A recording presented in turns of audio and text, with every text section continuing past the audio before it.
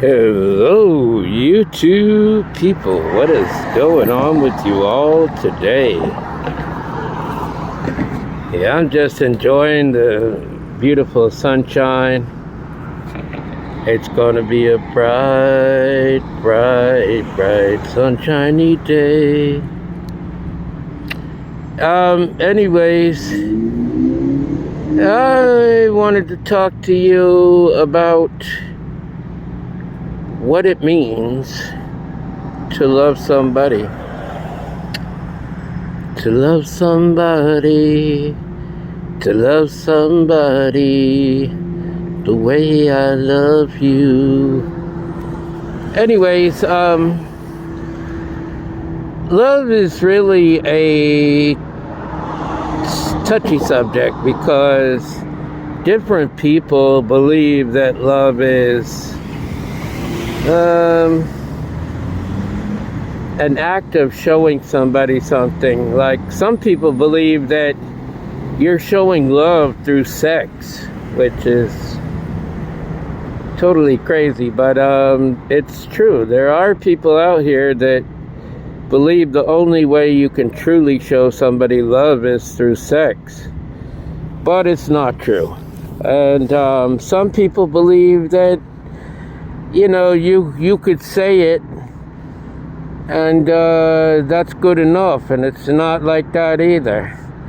Love is a feeling you have deep down inside of you, that you have this feeling within you that it's not somebody you can live with, it's somebody that you can't live without. You have to be with that person, and that person only. And there's certain people that they don't know what that's like because they've never experienced that in their lifetime. They just, for whatever reason, maybe it was the way they were taught or whatever, that love is just a simple little thing, and it's not.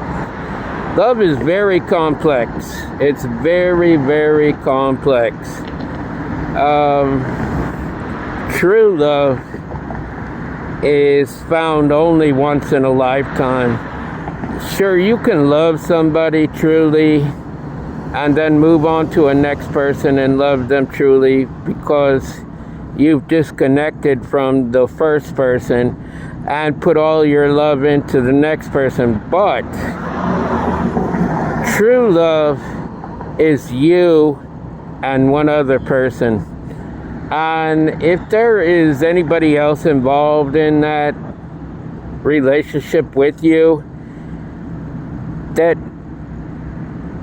might try to tear the situation down with certain things they might say or whatever, then it's not true love, because true love cannot be broken. I know people, and I've been in this situation several times, where a third party came into the situation and, they threw a lot of smoke and mirrors at somebody, and somebody that I was with, and that person just impulsively ran to that person. But it wasn't true love. No, it wasn't true love they had for me, and it wasn't true love they had for the other person, because if it was true, they would not have run so quickly. And when you tell somebody I love you no matter what, you have to really think about what you're saying. You love them no matter what. You love them even if they get old and gray and wrinkly and this, that, and the other thing. You love them whether they do drugs or smoke cigarettes or drink alcohol. You love them whether they have a different relationship on the side. You love them just whatever. You know, you love them, maybe they're a different religion than yours, or whatever it is, you love them no matter what. You have to stick by that. That is a spoken contract.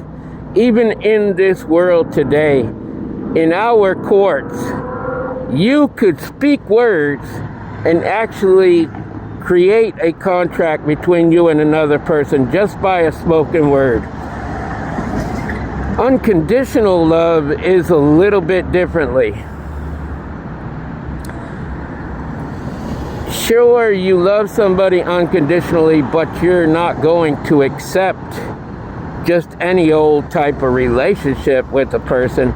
If they're not treating you right and they're not doing right by you, maybe they're cheating behind your back, and I mean, they got all this and that going on, and you know, of course, you still love that person unconditionally, but you are not going to tolerate the things that they do behind your back. So, like me, I have in my lifetime 2 girls, 2 women, whatever you want to call them, you know, they're feminine, okay? I have 2 women in my life that I have said that I love you unconditionally. And to this very moment, I still love those 2 women. Now, whether or not I could ever be with either one of them has nothing to do with it, but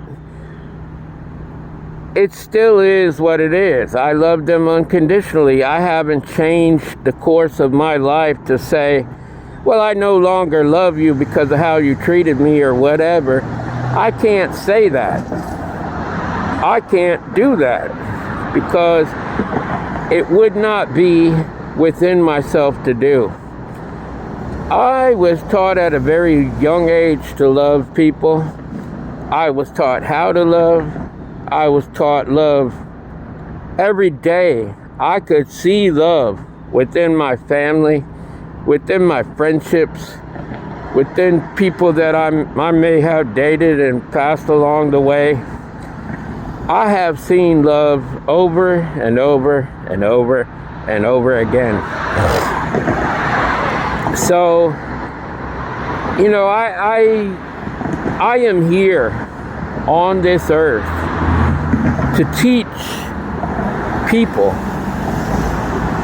what love truly is.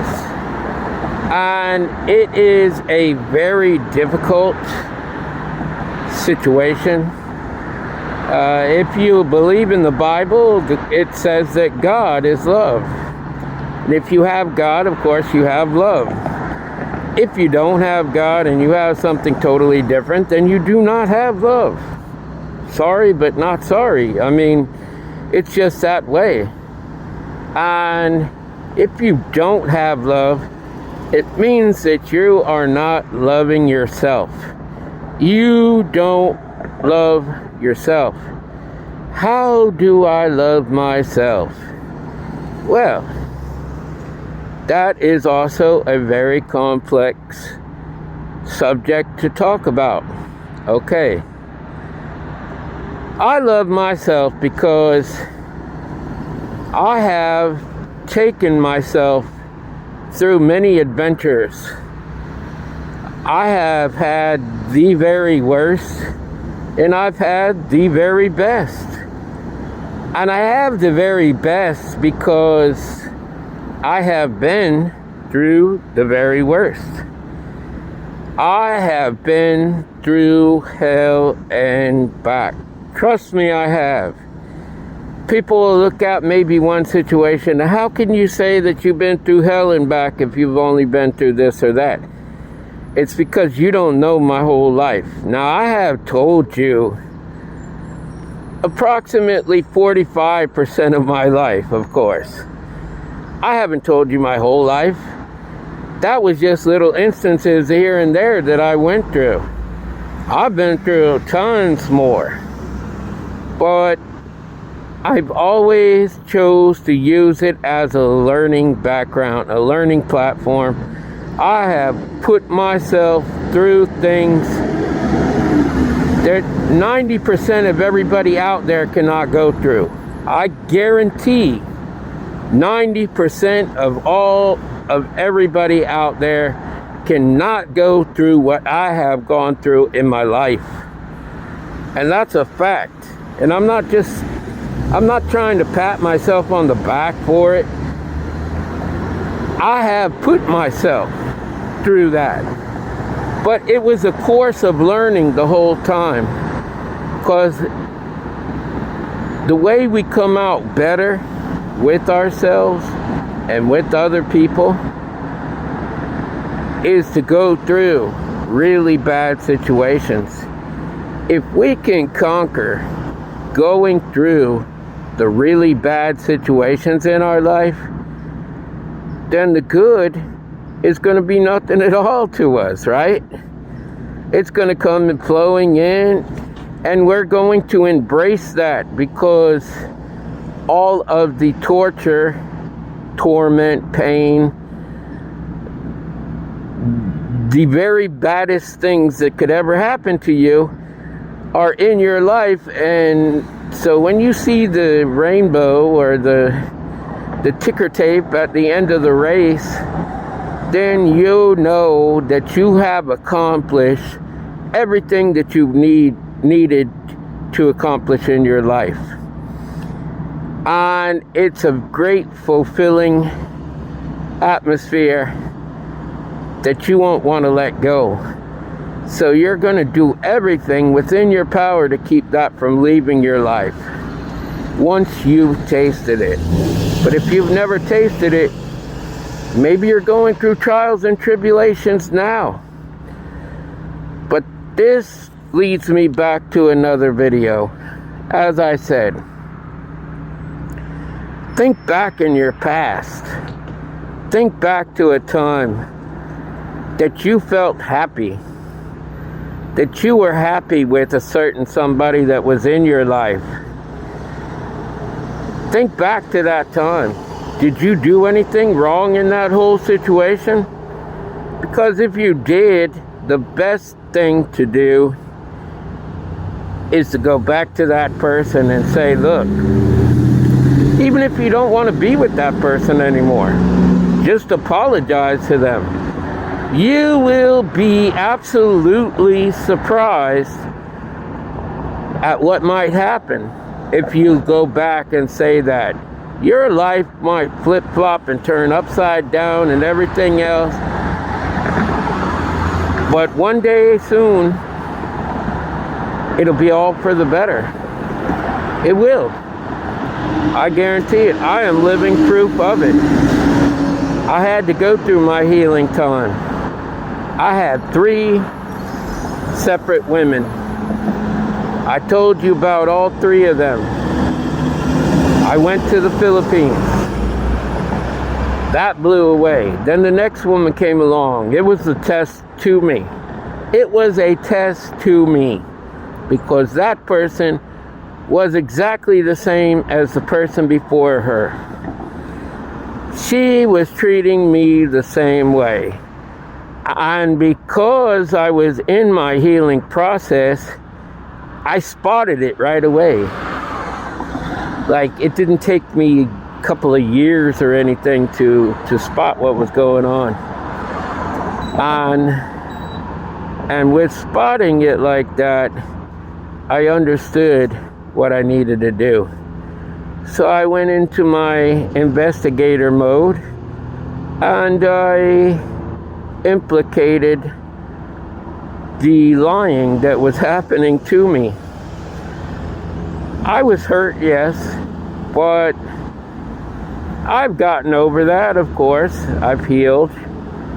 And I was talking with that lady from the embassy that I told you about, and the little problems that I had with her, which were really,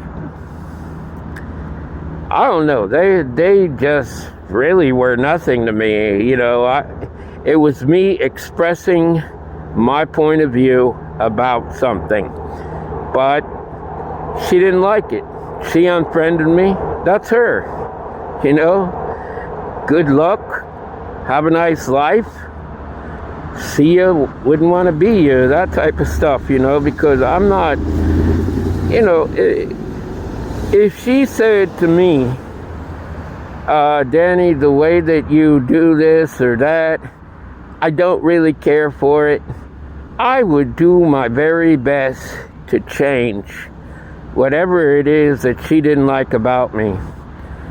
But she never once said that. And just because I said that to her, she caught an attitude and then unfriended me. And I haven't spoke to her since. And I'm not going to unless she comes to me and says, you know, I'm sorry for what I did, blah, blah, blah, blah, blah, blah. Okay, maybe I'll accept the apology or whatever. But, you know, people that just do that kind of stuff, I mean, I don't have nothing to say about it.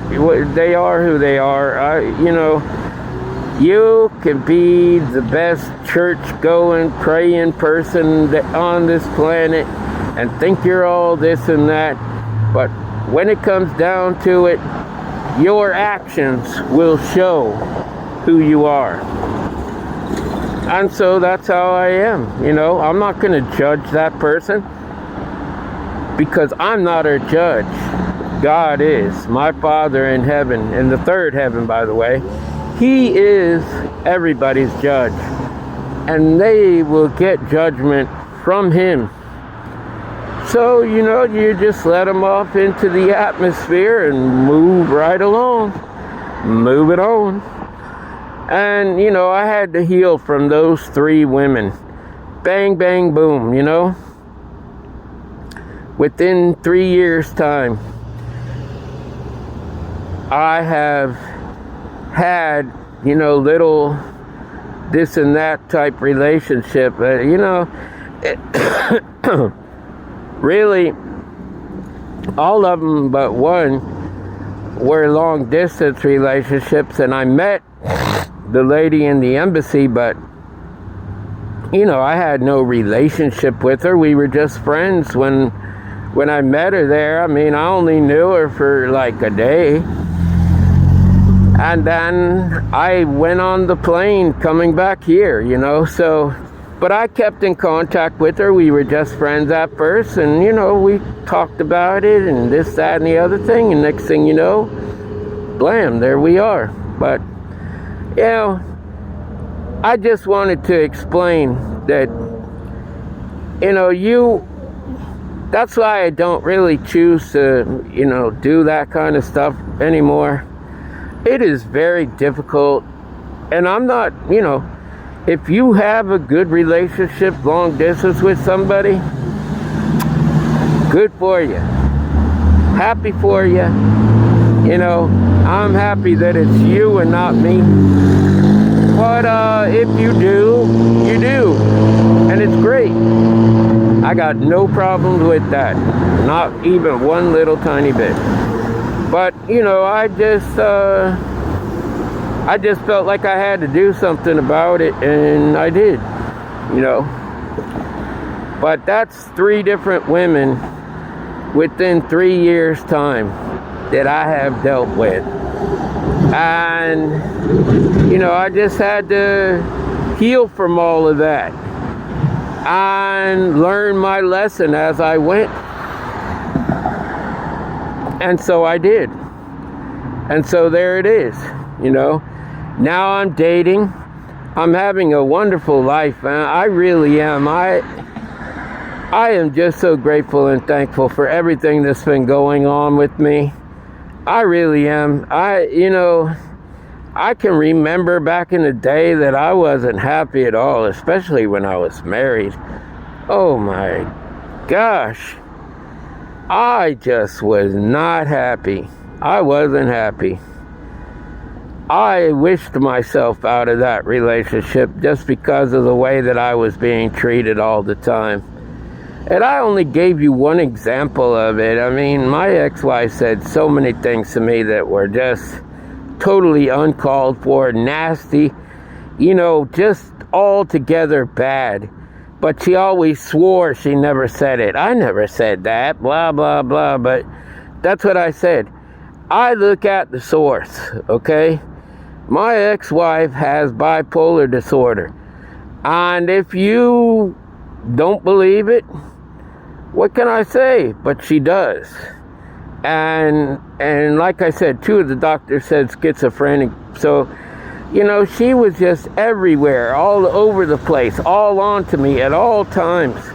And never, ever, ever made me happy. I was never happy. That is 14 years of my life flushed down the toilet. But she's the one that requested a divorce. And she said it was because I abandoned her and my children.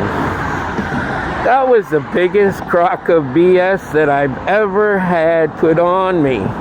Or at least that I know of. I know people have put some stuff on me behind my back. But we won't go into that because y'all just don't need to see every little thing and every little detail that's ever gone on with me. But yeah, why would you say that? Why would you even say that? Because it's not true. I never abandoned that lady. I never would have abandoned that lady. You know, my kids only could believe that because I wasn't around after that moment.